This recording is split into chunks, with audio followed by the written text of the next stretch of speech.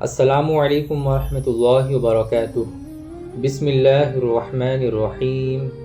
شیخ ابو عبداللہ محمد بن نبی المعالی بن قائد ابانی علی رحمہ سے منقول ہے کہ آپ نے فرمایا کہ ایک عورت حضرت شیخ محی الدین عبد القادر جیلانی رضی اللہ تعالیٰ عنہ کی خدمت میں اپنا لڑکا لائی اور کہنے لگی کہ میں اس لڑکے کا دل دیکھتی ہوں کہ آپ کی طرف بہت تعلق رکھتا ہے، میں اللہ تعالیٰ کے لیے اور آپ کے لیے اپنے حق سے درگزر کرتی ہوں۔ تب آپ نے اس لڑکے کو قبول کیا اور اس کو مجاہدہ اور ریاضت کے طریقے پر چلنے کی تلقین کی۔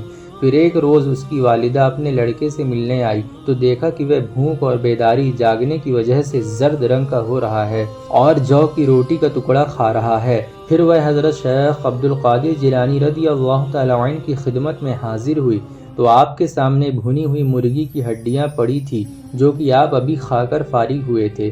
اس نے کہا، اے میرے سردار، آپ تو خود مرغی کھاتے ہیں اور میرا بیٹا جو کی روٹی کھاتا ہے۔ تب آپ نے اپنا مبارک ہاتھ ان ہڈیوں پر رکھا اور فرمایا کہ اس اللہ کے حکم سے زندہ ہو جا جو کہ ان ہڈیوں کو زندہ کرے گا جو کہ پرانی ہو چکی ہوں گی۔ اسی وقت وہ مرغی کھڑی ہو گئی اور چلائی۔ تب حضرت شیخ عبد القادر جیلانی رضی اللہ تعالیٰ عنہ نے فرمایا، جب تیرا بیٹا اس درجے کو پہنچے گا تو جو چاہے گا کھائے۔ بہجت الاسرار پیج نمبر 192۔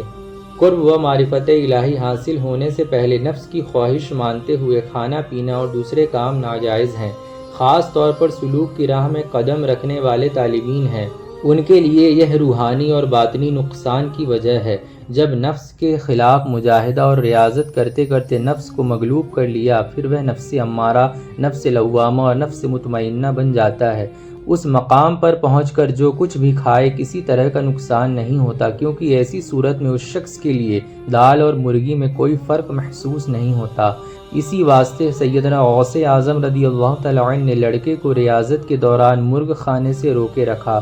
مردے کو زندہ کرنا ویسے بڑا ہی کمال ہے، اور اس سے بھی بڑھ کر اس مردے کو جس کی صرف ہڈیاں رہ گئی ہوں، جیسے بھنی ہوئی مرغی کی جس کا گوشت پوست ختم ہو چکا تھا، اسے اصلی حالت میں لانا اور زندہ کرنا آپ کی عظیم کرامت میں سے ہے۔ قصیدہ غوثیہ میں سیدنا غوث اعظم رضی اللہ تعالیٰ عنہ نے فرمایا، اگر میں اپنے راز مردے پر ڈالوں تو وہ فوراً اللہ تعالیٰ کی قدرت سے کھڑا ہو اور چلنے لگے۔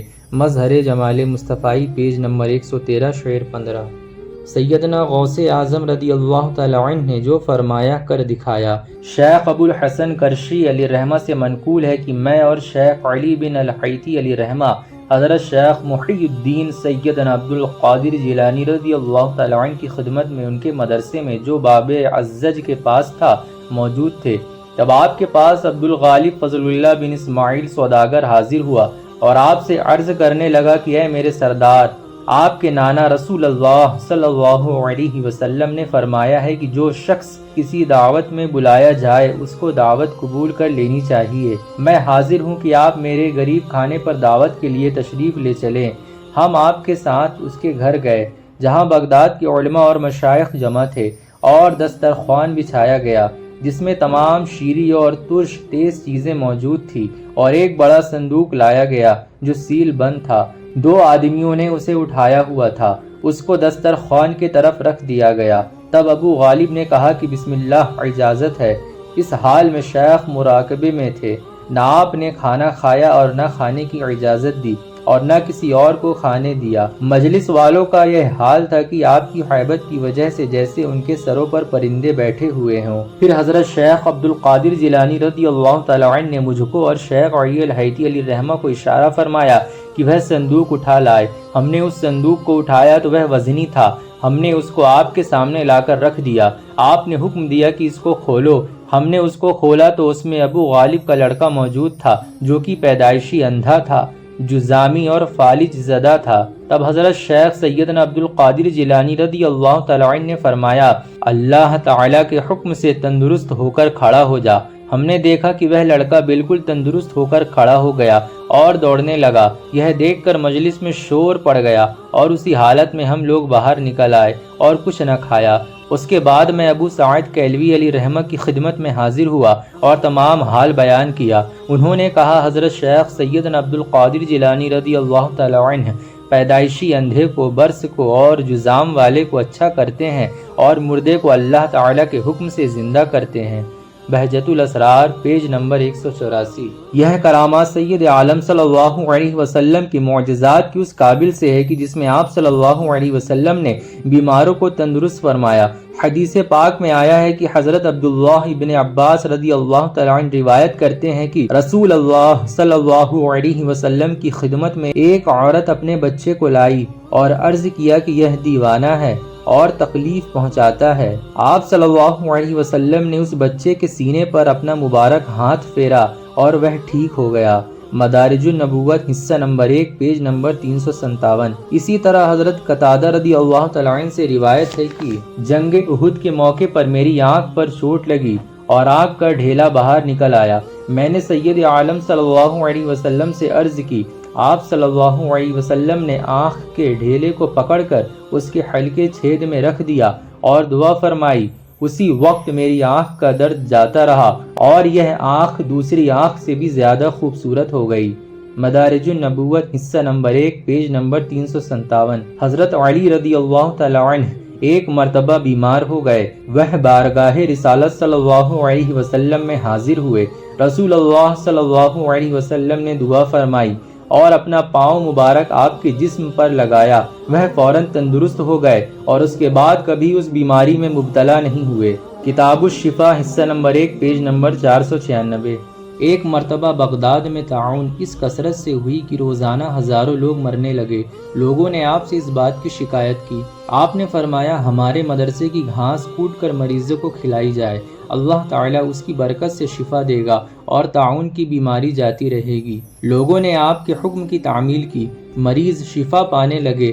مریضوں کی زیادہ تعداد کی وجہ سے آپ نے فرمایا جو ہمارے مدرسے کا ایک قطرہ پانی پی لے گا اسے بھی شفا ہوگی۔ لوگوں نے آپ کے مدرسے کا پانی پی کر شفائے کامل حاصل کی اور طاعون کا مرض جاتا رہا اور آپ کے زمانے میں یہ بیماری دوبارہ نہیں آئی۔ آپ کے مدرسے کی گھاس اور پانی میں بھی اللہ تعالیٰ نے شفا رکھی ہے۔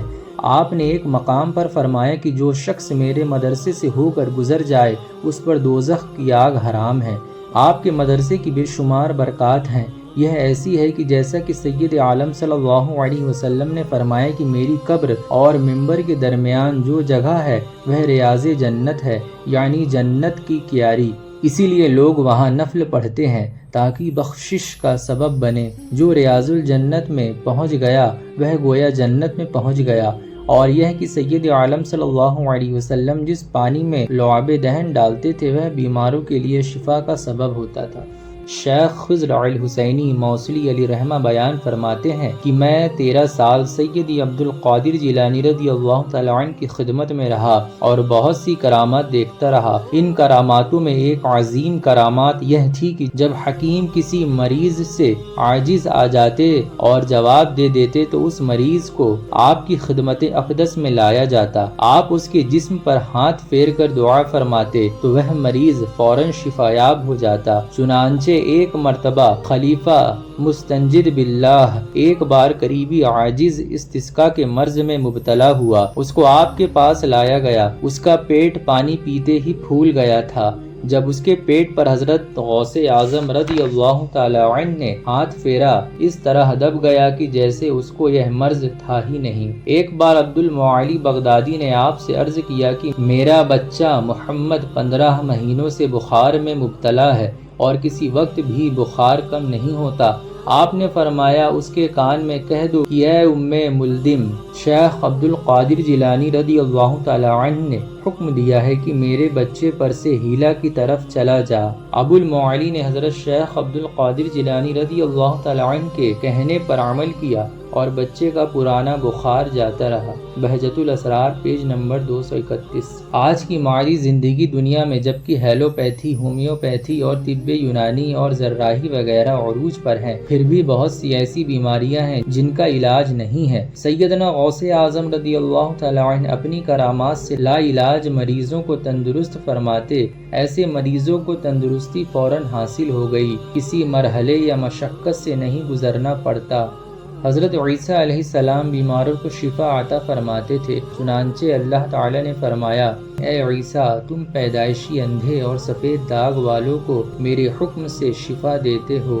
سیدنا غوث اعظم رضی اللہ تعالی عنہ بھی اپنی کرامات سے بیماروں کو تندرستی عطا فرماتے، اور آپ کی کرامات اس بارے میں حضرت عیسیٰ علیہ السلام کے معجزات کی طرح ہے۔